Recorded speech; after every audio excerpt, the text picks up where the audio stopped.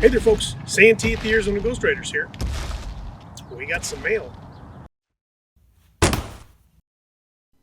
Hey, Santee. How about a video on grave robbers in the Old West? Bailey Clifford. Grave robbers in the Old West. Let's check it out.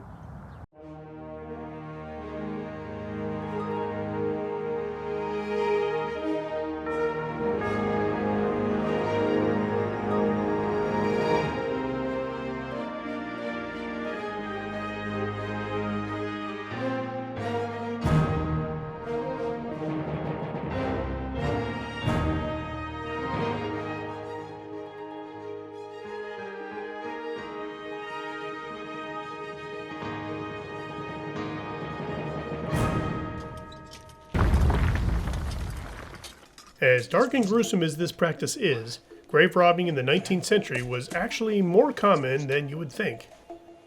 Medical professionals and students of anatomy needed bodies to study, and they would pay people to exhume and deliver corpses to them. We will have these moments to remember. The thieves were known as resurrectionists. Now, that's not the word we would use today in that vein, but it did have a certain drama to it back then. Since people were often buried in their finest clothing and jewelry, there was monetary gain to selling off those items. Interestingly, the act was not illegal in the 19th century. A deceased person and their possessions weren't owned by anyone. Living, that is. For the Snatchers, exhuming graves was no walk in the park. It was dirty, smelly, and extremely labor-intensive. You had to have a strong determination and a few morals to exceed at it. Could be worse. How? Could be raining.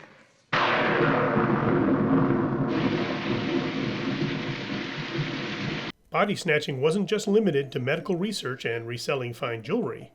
In 1878, mercantile mogul A.T. Stewart's body was snatched in New York City, and a ransom of $20,000 was paid to get it back.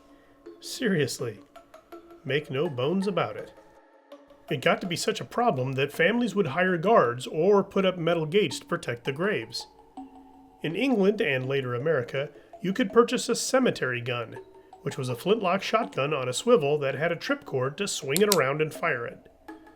This early model sentry gun was not intended to be lethal. It was typically aimed at leg level and filled with birdshot or rock salt. The smart body snatchers caught on and sent people to scope the gun placements out during the daytime so they could disable them at night.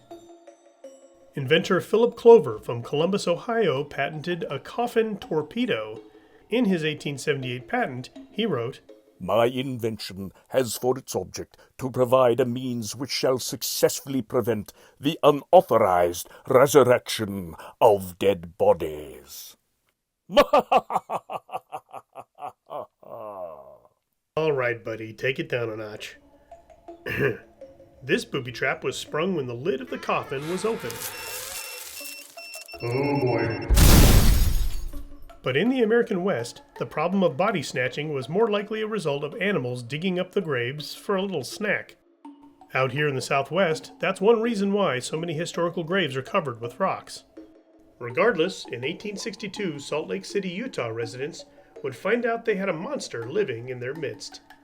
When a family wanted a loved one exhumed to be moved to their family plot, it was discovered the body had been stripped naked and left face down in the coffin.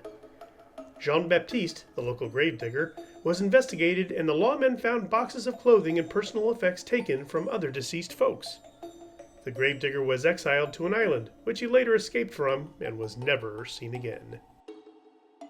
Many of the famous Old Westians have had souvenir hunters and grave robbers desecrate their final resting places. Wild Bill Hickok's grave marker has been replaced 3 times due to this. Wyatt Earp's common-law wife Mattie Blaylock's real plot in Pinal Cemetery is hidden to deter grave robbers. Johnny Ringo's spot is on private property, and the landowners have had to cement some rocks down so people won't steal them. Yep. Today's grave robbers seem more interested in historical items that can fetch a pretty penny.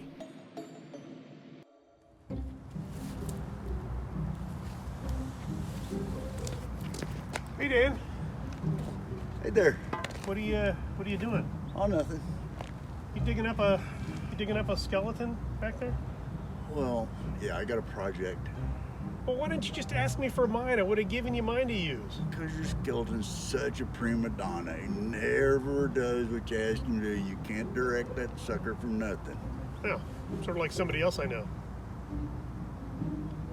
Anyway, I think you should probably rebury it. You know, come on, this is not right. This is wrong. Well, I'll tell you what, you should go rebury that one because Rex is over there digging up a freshie. Rex, come on, you can't. Hey, folks, don't forget, like, share, and subscribe, and we'll smell you on down the trail. Thing stinks.